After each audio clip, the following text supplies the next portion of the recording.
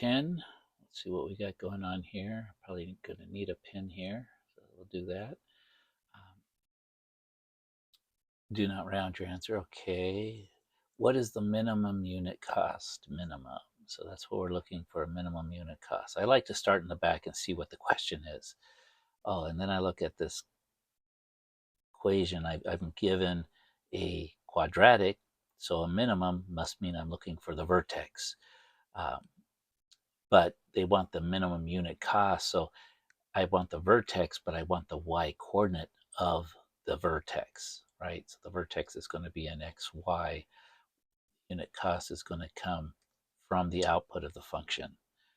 You put in the x is going to be the number of machines made, but y is going to be the unit cost. Okay, so a supply company manufactures copy machines. The unit cost C, the dollars to make each copy machine, depends on the number of machines made.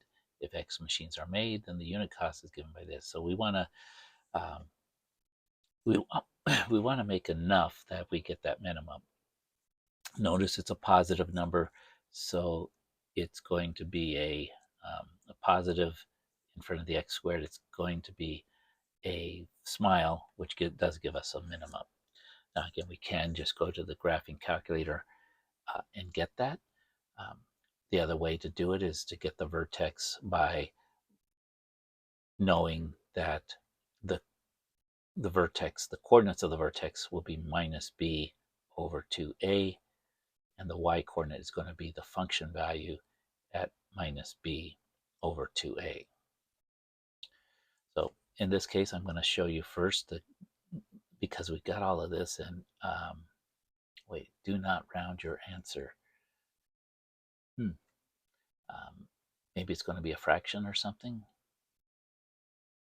Not round your answer. Well, anyway, let's do this. Let's see what the graphing calculator would give us. So let's clear out this. Let's graph this. That's going to be 0.4 x squared minus 256 x plus 51,726. Now those are big numbers, but that's okay. We can go for a zoom fit. Remember, it's down here. You could just enter the 0 if you remember it, because that's what it is. It's like the 10th one, so they just 0 would get it directly, but that didn't help us much. I don't see any minimum there. So what should I do? Let's see what it'd do for our window. Let's try to fix this. The y minimum, the y maximum is there. How about a y minimum? Like, let's go to negative 500. Okay, so that gets us below the x-axis. I think I'm going to leave that y max as it is. You know, 51,000 is kind of a starting point. Maybe, oops, what did it not like? Window. Minimum, oh, negative 500. Enter that. Let's just see what that gives us. And again, we're only going from negative 10 to 10, so maybe that needs to widen. Yeah, I think we're going to need to widen that out. Again, graphing is not always, doesn't always make things easy. It just, because you still have to find out what this graph is going to look like. Okay, I can see it coming down here. It looks like I need to go bigger than 100 for the x's. So I'm going to go maybe to 500. And then just let's take another look. Okay, there, I've got my minimum now. So, and I know this is edge is 500, so it's going to be like 300 or something like that. So I'm going to go second calc and get the minimum. Again, I want a left bound, so I am to the left of the minimum, which is, you know, right here. I'm going to hit enter. I'm going to walk the little spider to the right side. Just hold it down and it'll keep going. And I go further than I need to, just way to the other side. I just need to go past the minimum value, which I did. Enter, and then I hit enter for my guess, and it finds it right here at 320. Now that's the number of copy machines we should make, and then the cost will be a minimum of 10,766. We're going to do it with by hand as well, just to verify.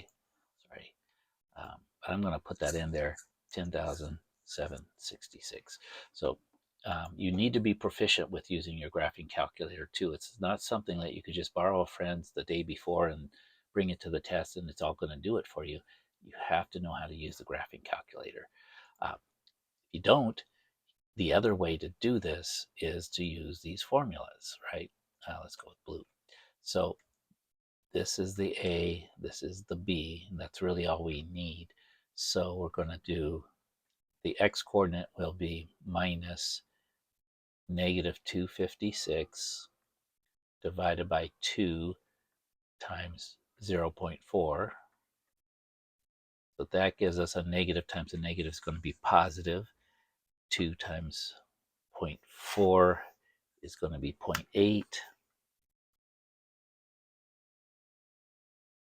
Verify that. And then so 256 divided by, I guess I could, while I'm doing it, come over here. I mean, you still need a calculator, right? But if you didn't have a graphing calculator, come back here and just say this is minus negative 256 divided by 2 times 0.4.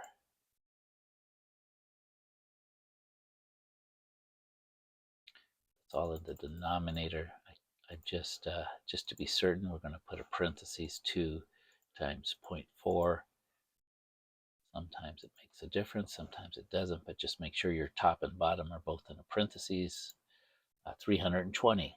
And again, that's what the calculator gave us. And so now what we do, come back here, x equals 320.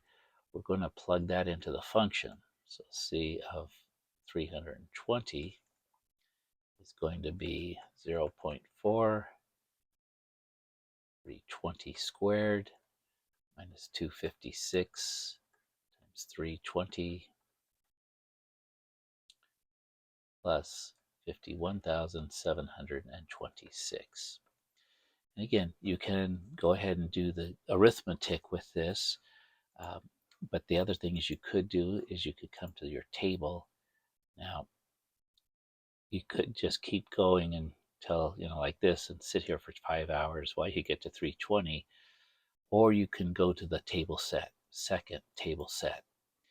Where do we want our table to start? Well, let's start it at 320. Or if you want to do a little bit before that, how about 315? Okay, hit enter. Now I'm going to go back to my table. I'm starting at 315. There's my 320. And notice it doesn't change all that much between, and that's probably because it's in the cents or something. If you come over here, you see that's exactly 10,766. We go the other way, it's actually 40 cents more expensive on the other points, but you don't get to see that unless you come over to the Y value. We want this one, 7, and so we verified it in a couple ways. Again, you could calculate this. You'd get the same value, the 10,766. That's the answer we're looking for. All right.